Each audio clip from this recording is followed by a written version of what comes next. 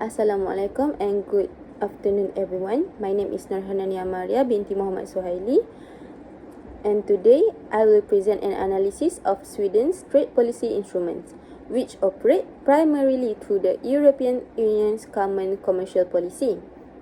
Sweden is known for being a highly open and export-driven economy with strong dependence on manufacturing and high-value service. This presentation will explain how Sweden applies various trade policy tools such as tariff, non-tariff barrier, subsidies, safeguard measures, and trade defense mechanisms, and how these interventions affect its domestic industries, global trade relations, and long-term competitiveness.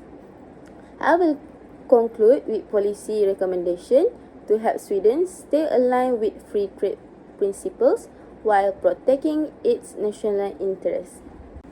Because the EU has exclusive jurisdiction over external trade, Sweden cannot independently negotiate free trade agreement or set tariff rates. However, Sweden plays a strong influence role within the EU Council, where it consistently promotes liberalization, sustainability, and fair competition. Under the EU system, Sweden applies the Common External Tariff. FTAs like the EU-Japan and EU-South Korea agreements eliminate tariff on crucial Swedish export sectors such as automobile, pharmaceuticals, machinery, and telecommunications.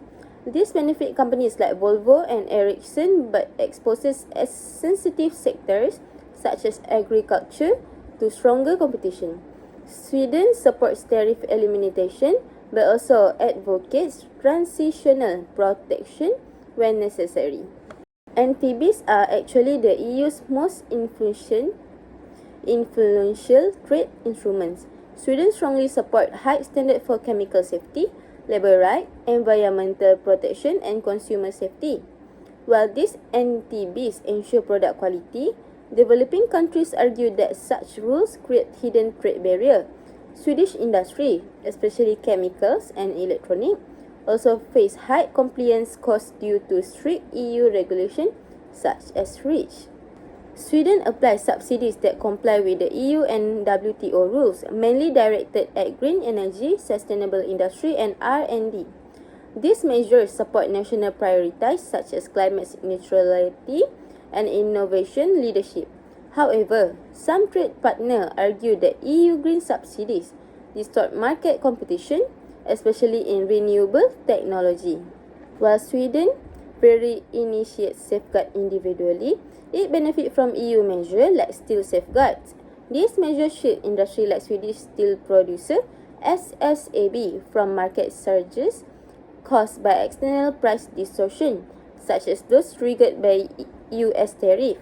Safeguards are temporary and aim to protect industry stability. Anti-dumping and countervailing measures protect Swedish industries from unfair pricing by foreign producers. These tools help maintain fair competition but can cause diplomatic tension, especially with countries like China or India.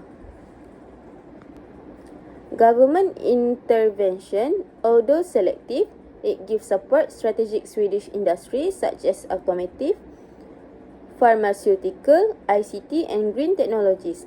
Sweden balances free trade principles with domestic priorities such as sustainability and also competitiveness. However, these interventions may increase compliance costs and potentially frustrate trade partners. Sweden's intervention strengthened its green tech and high-tech industries. However, strict NTBs increase costs for both foreign exporters and Swedish SMEs. Safeguard helps stabilize sensitive industries, but overuse may weaken Sweden's credibility as a free trade advocate. Sweden faces diplomatic challenges when the EU trade defense measures target key partners. The EU's new Carbon Border Adjustment Mechanism, CBAM, which Sweden strongly supports, is particularly sensitive because some WTO members argue it discriminates against carbon-intensive exporters. Maintaining WTO alignment is essential to Sweden's international reputation.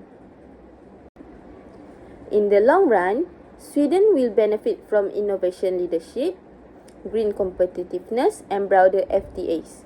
At the same time, stricter environmental measures may strain relations with developing countries and increase trade disputes if not carefully managed.